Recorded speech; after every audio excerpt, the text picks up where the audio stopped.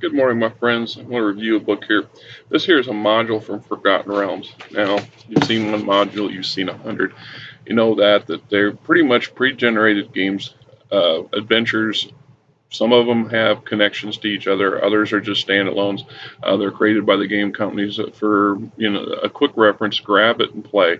Those one night stands when it's just going to be you and a couple of friends getting together, and you don't want to break out the ongoing campaign because somebody's missing. Well, we can have some secondary characters and play this. Uh, and I've got quite a few modules, and I may or may not review some of others from time to time. I've still got character sheets and stuff in here from the last time this was played. Uh, what makes this one stand out, and I like to stand things out, especially for you noobs. This particular module is actually a game that was designed to be played at conventions for the RPGA network, RPGN, Role Playing Gamers Association, and I was a member of that outfit for a long time, and RP. There we go. RPGA. Okay. They created a fictional fantasy city in Forgotten Realms called the Living City or Raven's Bluff. And this particular module and a number of them are set in this. And like I said, this was actually ran by RPGA officials at a number of big conventions back in the 80s. So it became quite popular for people to go, oh, I'd like to get that information. So obviously they came up with it. But that's not what makes this thing stand out as far as I'm concerned. From a new player perspective, nice, neat city, 3D city map there. What I like about it is the way they laid this thing out. Okay, this is a classic blueprint for creating a multi-session campaign. So whether it's just a standalone campaign that's only going to run for 2 or 3 weeks or a month or 2 months, or it's a piece of a bigger campaign. This one here was laid out for encountering things and situations in a city while these characters were visiting, and they placed them, basic information up here for the GM to know himself, and then we got the players section on player introduction, the storyline, the who's, the what's, the why's, the where. Now, nice little NPCs and stuff in here, variety of them, which once again, I like this stuff. And I'll take these characters and I'll put them, these NPCs, and I put them in a library of standalones. So I'll copy this stuff and stick it in a file. That way, in other campaigns and other games, I need a random Yahoo I can whip over here, and it needs to be a street vendor, go to my file of vendors, we'll pull one out and flap him on the table, and the odds are real good that most of these guys have never heard of this person, so I don't even have to change the name, and if the rare player, or if I've used this character before in the group, and I can remember it, sometimes I'll make a notation of that and put an alternate name now. If not, someone will go, hey, did we meet your, no, that was my cousin, whatever works. Anyway, then they go on to the encounters. A, B, C, D, E, E, F, G, so on and so forth. It's very easily, clearly marked, put down, a good way to lay out your coming session, your game adventures, especially in a city. Because let's face it, for you that have GM'd in a long time, city adventures and city interactions are some of the most complicated of all of the adventures that we can put together because of the sheer volume of things going on. It's a city for Christ's sake. It's not a small town. It's not a Thorpe. It's not a goblin village in the wilderness. It's not an underground cavern somewhere. This is actually a large place with lots of people. Potentially hundreds of thousands of NPCs, and you can't get to all of them. There's hundreds of shops. You can't get to all of them. Lots of those shops duplicate each other. So unless your characters are running around trying to get the best deal they can, why do you need to have 4 magic shops, right? Just four boot makers. I'm just saying you don't. Something to consider, right? But I've seen people try to make them, and obviously they have made them because if you get just go look at Judges Guild puts out some great cities And well, there's an old school one for most of you guys. If you don't know what Judges Guild is, Google it. It ain't Judge Dredd, I'll tell you that. The classic, of course, Waterdeep from the Forgotten Realms, Dungeons and Dragons. That one's huge. Has several box sets of deep now, and includes the underworld section and lots of stuff. And even in those books, they don't try to cover everybody. They just acknowledge this is an example of the common, the average, or the unique one that they threw in for one reason or another.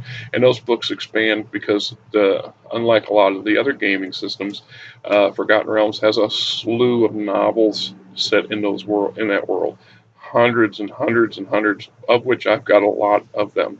And in them, whenever they've gone to Waterdeep, there's this new one here and there's a new one there, and that's how we add things. That's how I've learned to add things over the years. I've got gamers.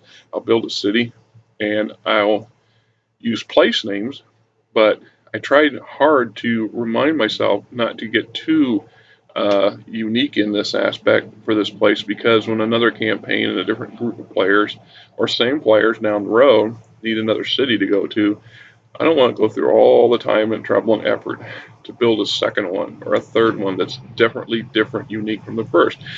I used the same basic source material. I just changed some of the names and maybe a little bit of the description. It's easy to put an overall description at the beginning of your notebook on the great living city of Fufa, and then a year later, you guys are halfway around the world, and you can walk into the great undead city of Nicknock. And in this case, we just changed the first page for the description and maybe the visual looks of the map that we got it. So they walk in and they look at, in their mind, they're envisioning a different city, even though they know, that you're using a lot of the same material. That's good GMing, a good world building as far as I'm concerned. As like I said, this particular module is worth having if you can get your hands on it for no other reason than it gives you a great example of how to lay these things out. How to deal with these individual encounters and how some of them stand alone and how some of them, work together. And it's got some ideas. I mean, I'm not afraid to plagiarize when it comes to setting up things for my campaigns. I mean, I'm not writing a novel to be published, so if I outright steal something from something, that's kind of the point of what they're doing. They want us to do that. It's just as an example here. The fish market, great opportunity for DM role play, many vendors, to rival, encounter two rival priests of the same religion fighting over who should help a subdued fish cutter from encounter one. Number three, a runaway curry presents Ahizi's with a minor challenge. Number four, Pollyanna, a little girl gone wild with a wand at polymorphing throws a tea party and attendance is required. Use your mind on that one. Some kid got their hands on mommy's wand, and she goes around and turns everybody into cats and makes them all sit at the table. I'm just saying. PCs, number five, PCs investigate the warehouses, meet McTarget brothers who run the ice house and get involved with a druid and his pet rats. It's just ideas, right? Then they go back in for the player encounter part, so they were embellished. They built up from the idea. So when we talk about, let's see, encountering people at the fish market, all the different stalls.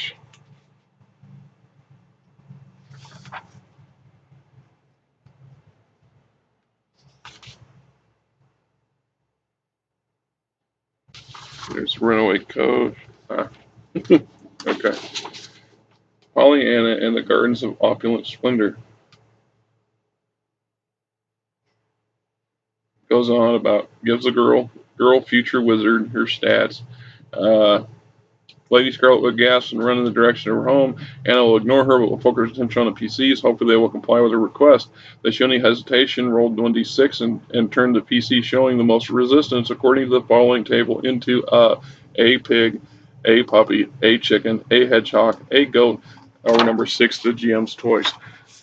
Welcome to the Living City.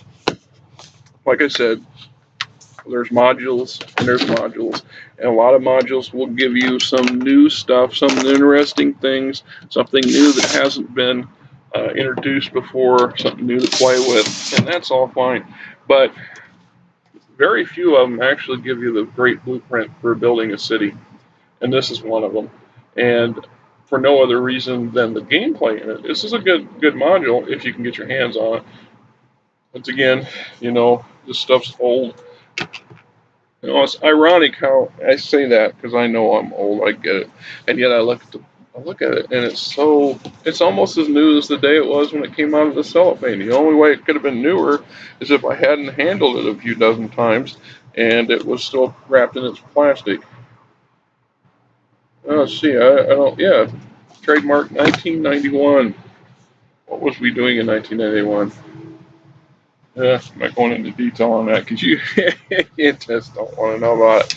But anyway, like I said, good book, good module, better learning tool or guide for creating in-city and city encounters. So take a look at it if you can get your hands on it. Have a good day.